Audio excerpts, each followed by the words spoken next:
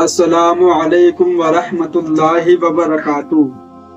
آج میں جو بات کروں گا یہ بات ہر کوئی مسلمان جانتا بھی ہے، اور کبھی نہ کبھی یہ بات اس کے ساتھ زندگی میں کبھی نہ کبھی تو ہوئی ہوگی۔ کیوں کہ شیطان ایسی چیز ہے جو ہمارے دلوں میں عجیب عجیب سے خیالات، عجیب عجیب سے فسادات ہمارے دلوں میں پیدا کرتا ہے۔ نبی پاک صلی اللہ علیہ وسلم نے فرمایا، اللہ تعالیٰ نے میری امت کے دلوں میں فاسد خیالات اٹھنے کو معاف کر دیا ہے جب تک وہ انہیں زبان سے ادا نہ کرے یا ان پر عمل نہ کر لے۔ کبھی کبھی آپ نے سوچا ہوگا کہ آپ کا دماغ خالی ہوتا، آپ کہیں بیٹھے ہوئے ہیں تو آپ کے دماغ میں آتا ہے کہ یہ دنیا کیسے بنی، یہ زمین کیسے بنی، یہ آسمان کیسے بنا، یہ لوگ کیسے بنے، یہ جانور کیسے بنے۔ دھیرے دھیرے دھیرے دھیرے شیطان یہ باتیں کرتے کرتے کرتے کرتے آخر کہاں پہ لے کے جاتا ہے؟ یہاں پہ لے کے جاتا ہے کہ پھر اللہ کو کس نے بنایا، معاذ اللہ، یہاں تک وہ بات پہنچاتا ہے۔ پھر دھیرے دھیرے یہ بات ڈالتا ہے کہ تم تو نماز تو پڑھتے ہو لیکن تمہارے سامنے کچھ ہے ہی نہیں، تم تو اللہ کو پکار رہے ہو، سامنے سے کوئی آواز آتی نہیں ہے، تو کیا فائدہ ایسے اللہ کو پکارنے کو جو تمہارے رونے پر تمہارے تم کو جواب نہ دے، تمہارے چیخنے چلانے پر تم کو دکھائی نہ دے۔ اس خیالات سے تو کوئی بچائی نہیں دنیا میں آج تک۔ کیوں؟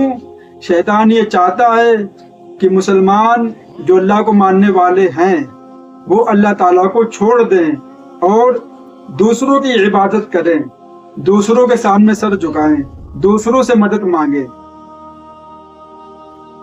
نبی کیوں کہ شیطان کو سب سے زیادہ غصہ کس بات پہ آتا ہے؟ کوئی ماں باپ کے ساتھ نیک سلوک کرے اس کو غصہ نہیں آتا، کوئی چوری کرے اس کو غصہ نہیں آتا، کوئی شراب پیے اس کو غصہ نہیں آتا۔ سب سے زیادہ جب کوئی انسان اللہ تعالیٰ کے سامنے سر جھکانے کی بجائے کسی اور کے سامنے جھکائے، شیطان کو بھی غصہ آتا ہے اور اللہ تعالیٰ کو بھی آتا ہے۔ کیوں؟ شیطان کو اس لیے غصہ آتا ہے کہ یہ اللہ کے سامنے سر نہ جھکائے، صرف میرے سامنے جھکائے، اور اللہ کو اس لیے آتا ہے کہ ہم نے پیدا کیا، ہم کھلا رہے، ہم پلا رہے، ہم نے ماں باپ دیا، ہم نے بھائی بہن کا رشتہ دیا، سب کچھ ہم نے کیا، تو ہمیں چھوڑ کے غیروں کے سامنے کیوں سر جھکا رہا؟ اللہ کو اس پہ غصہ آتی ہے اور شیطان کو اس پہ آتی ہے کہ یہ اللہ کے سامنے کیوں سر جھکا رہا۔ کیوں میرے بھائی؟ شیطان انہی کے دل میں خیالات وسوسے ڈالتا ہے جن کے دل میں اللہ ہوتا ہے۔ حدیث سنیے، ایک یہودی حضرت علی رضی اللہ تعالیٰ عنہ کے پاس آیا اور کہنے لگا، اے علی، جب تم لوگ عبادت کرتے ہو تو تمہارے دل میں خیالات آتے ہیں، ہم کرتے تو کچھ بھی نہیں ہوتا ہے۔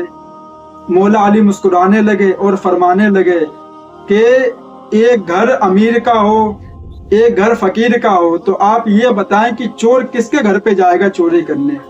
وہ بولا، ظاہر سی بات ہے مولا علی، وہ تو امیر کے گھر پہ جائے گا، کیوں؟ وہاں تو دولت ملے گی۔ تو حضرت علی مسکرانے لگے اور فرمایا، تبھی تو شیطان ان لوگوں کو بھڑکاتا ہے، ان لوگوں کے دل میں خیالات پیدا کرتا ہے جن کے دل میں اللہ ہے، اور جن کے دل میں اللہ نہیں ہے شیطان کا وہاں کیا کام؟ وہاں شیطان جاتا ہی نہیں ہے۔ کیوں؟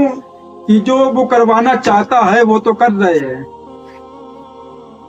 اب اگر کوئی انسان، تھوڑی سی بات دوسری لے کے چلوں گا، اگر کوئی انسان کسی بھی خیالات میں مبتلا ہے، چاہے وہ کیسا بھی گناہ ہو، اس بات پہ عمل کر لے، انشاءاللہ قسم اٹھا کر میں یہ بات کہنا چاہتا ہوں کہ وہ گناہ چھوڑ دے گا اگر اس بات پہ عمل کر لے۔ اب سنیے وہ بات، ایک انسان کے بارے میں مشہور تھا کہ یہ انسان عورتوں کو گندی نظر سے دیکھتا ہے، گندی نظریں ڈالتا ہے، تو سب لوگ اس سے بولتے تھے کہ آپ عورتوں کو گندی نظر سے کیوں دیکھتے ہو؟ یہ صرف عورتوں کے بارے میں نہیں ہے، ہر گناہ کے بارے کے لیے ہے، یہ کیسا بھی گناہ ہو، شراب ہو، چوری ہو، زنا، کچھ بھی ہو، اس پہ عمل کرو گے انشاءاللہ وہ گناہ تمہاری زندگی سے نکل جائے گا۔ تو اس انسان سے سب لوگ کہتے تھے کہ تم تو عورتوں کو بہت گندی نظروں سے دیکھتے ہو، ہوس بھری ہوئی نظروں سے۔ تو وہ کہتا تھا، نہیں، ہم ایسا نہیں کرتے ہیں، ہم ایسا بالکل بھی نہیں کرتے ہیں۔ دھیرے دھیرے یہ بات ایک بہت بڑے اللہ والے بزرگ ان کے پاس یہ بات پہنچ گئی کہ یہ انسان عورتوں لڑکیوں کو گندی نظروں سے دیکھتا ہے۔ تو ان بزرگ نے اس کو اپنے پاس بلایا اور اس سے کہنے لگے کہ میرے بھائی آپ یہ بتائیں کہ آپ کو جنت چاہیے یا جہنم؟ وہ کہنے لگا اللہ کی قسم ہم کو جنت چاہیے ہے۔ تو وہ فرمانے لگے، پتہ نہیں ان کا کیا نام تھا، شاید امام شافعی رحمۃ اللہ علیہ یا کوئی اور تھے، ان کا نام تھوڑا ذہن میں نہیں ہے میرے۔ تو وہ کہنے لگے کہ جب تم ایک بار کسی عورت کے اوپر نظر ڈالو گے، ایک بار، تو وضو کرنی ہے، وضو کرنے کے بعد 2 رکعت نماز پڑھنی ہے۔ بولا ٹھیک ہے حضرت میں یہ کام کروں گا۔ وہ چلا گیا اپنے گھر پہ، 1 مہینے کے بعد آیا۔ 1 مہینے کے بعد انہوں نے فرمایا کہ آپ نے کتنی نمازیں پڑھی؟ تو وہ کہنے لگا پہلے ہفتے میں 5 بار، دوسرے ہفتے میں 4 بار، تیسرے ہفتے میں 2 بار، چوتھے ہفتے میں 1 بار، اب 1 بار بھی نہیں پڑھی۔ وہ بولے کیوں نہیں پڑھی؟ کہتا اب ہم عورتوں کو دیکھتے ہی نہیں، کیوں نماز پڑھیں گے؟ تو وہ کہنے لگا کہ جب میرے سامنے کوئی عورت نکلتی ہے تو ہمیں ایسا لگتا ہے، ایسا محسوس ہوتا ہے کہ کوئی ہے جو ہمیں روک رہا ہے، جو یہ کہہ رہا ہے کہ مت دیکھو ورنہ وضو کرنے پڑے گی اور 2 رکعت نماز پڑھنی پڑے گی۔ تو وہ کیا بولے کہ یہ کون تھا؟ یہ شیطان تھا جو تمہیں روک رہا تھا کہ مت دیکھو۔ کیوں؟ کہ وہ اللہ کے سامنے سر جھکانے والے کو پسند نہیں کرتا ہے۔ شیطان نے روک لیا۔ ایک اور واقعہ سنیے، ایک انسان گھر سے نکلا نماز پڑھنے کے لیے، فجر کی نماز تھی، اندھیرا تھا، وہ نکلا، گر پڑا، کپڑے خراب ہو گئے، شیطان نے اس کو گرا دیا۔ جیسے بھی وہ گرا ہو، گھر پہ گیا، کپڑے بدلے، دوبارہ نکلا، پھر شیطان وہ گر گیا، کپڑے گندے ہو گئے، ناپاک ہو گئے، پھر وہ گھر پہ گیا، پھر اس نے نہایا دھویا، پھر وہ نکلا۔ تب وہ کیا دیکھتا ہے کہ ایک انسان ہے جو اس کو ہاتھ پکڑ کے اس کو مسجد میں لے جا رہا ہے اور مسجد کے گیٹ پہ چھوڑ دیا۔ پھر وہ کہنے لگے کہ آپ کون ہو؟ آپ نماز نہیں پڑھو گے؟ وہ کیا بولا؟ ہم شیطان ہیں، ہم نماز نہیں پڑھتے۔ بڑا تعجب ہوا کہ آپ شیطان ہو اور ہم کو مسجد میں لے کے آئے۔ تو شیطان کیا بولا آپ سنو۔ شیطان بولا تو پہلی بار گرا، تو ناپاک ہو گیا، تیرے کپڑے خراب ہو گئے، تو گھر پہ گیا، تو نے کپڑے بدلے، اللہ تعالیٰ نے تیرے گھر والوں کے سارے گناہ معاف کر دیے۔ تو دوبارہ گرا، دوسری بار تو گیا، تو نے وضو کی، نہایا، غسل کیا، دوسرے کپڑے پہنے، اللہ تعالیٰ نے تیرے پورے خاندان کے گناہ معاف کر دیے۔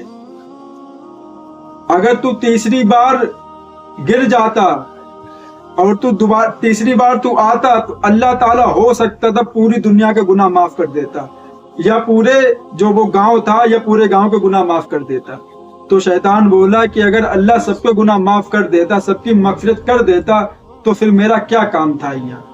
اس لیے ہم تو اس کو مسجد میں لے کے آئے تو نماز پڑھ لے، ورنہ تیری بدولت سے سب کے گناہ معاف ہو جائیں گے، سب کی مغفرت اللہ کر دے گا، تو ہم پھر کیا کریں گے؟